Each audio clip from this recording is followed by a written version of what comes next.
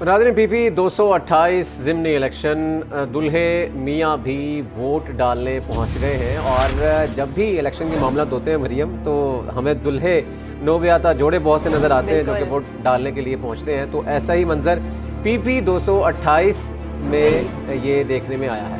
ये PP 228 है जहाँ पर ज़िमनी इलेक्शन है। आज दुल्हे मियाँ भी वोट कास्ट करने के लिए पहुँच चुके हैं और इन्होंने ये मनाज़िर आप देख भी सकते हैं। इस पर अपनी शादी से ज़्यादा इम्पोर्टेंट इस वक्त वोट कास्ट करना है। PP 228 में ये ज़िमनी इलेक्शन है और दुल्हे मियाँ भी पहुंच चुके हैं वोट कास्ट करने के लिए।